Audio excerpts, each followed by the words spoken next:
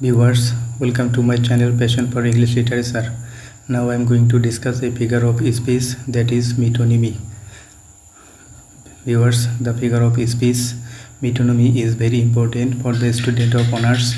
This figure of speech is often set in the exam paper. Viewers, those who have not subscribed to my channel are requested to do so, and thank those who have already subscribed. Let's get started. What is metonymy? Metonymy কি? Give an example. একটা উদাহরণ দাও। Metonymy literally means change of name.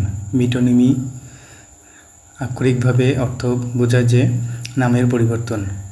এই metonymy যদি আমরা explain করি বা বিশ্লেষণ করি তাহলে দ্বারা হলো মিটা এবং অনুমা। মিটা মানে হচ্ছে চেঞ্জ আর অনুমা অর্থ হচ্ছে নাম, অর্থাৎ নামের পরিবর্তন। Thus, metonymy is a figure of speech in which the name of one thing is used to mean another thing. Metonymy হচ্ছে একটা বাক্যালঙ্কার যার মধ্যে the name of one thing মানে একটি বিষয় বা বস্তুর নাম অন্য একটি বস্তু বা বিষয়কে বোঝানোর জন্য ব্যবহার করা হয়। In it, অর্থাৎ metonymy-তে the name of one thing is used for another, অর্থাৎ কোনো একটি বিষয়বস্তু বা ব্যক্তির নাম অন্য একটি বিষয়বস্তু বা ব্যক্তির জন্য ব্যবহার করা হয়। metonymy has several varieties. metonymy অর্থাৎ metonymy কয়েক ধরনের আছে।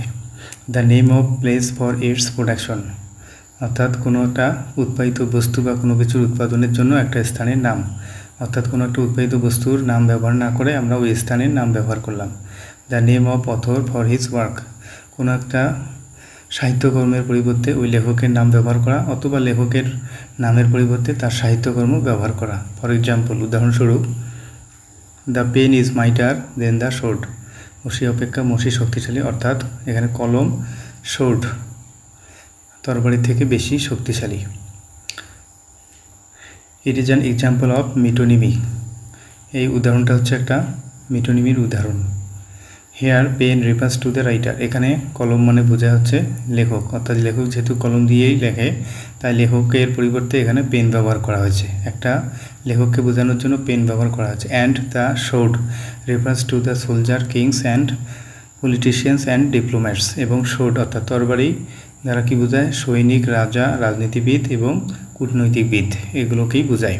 অর্থাৎ এগুলো এখানে সোলজার মানে আপনার সৈনিক, রাজা এগুলোকে ব্যবহার না করে সোর্ড তরবারি ব্যবহার করা হয়েছে। The meaning of the line is that, এই লাইনটির অর্থ অর্থাৎ the pen is mightier than the sword, এই লাইনটির অর্থ হচ্ছে the men of education can influence the people more than the men of politics can, অর্থাৎ যে ব্যক্তি রাজনীতি করে সে মানুষকে যতটা প্রভাবিত করতে পারে তার থেকে বেশি প্রভাবিত করতে পারে একজন শিক্ষিত লোক।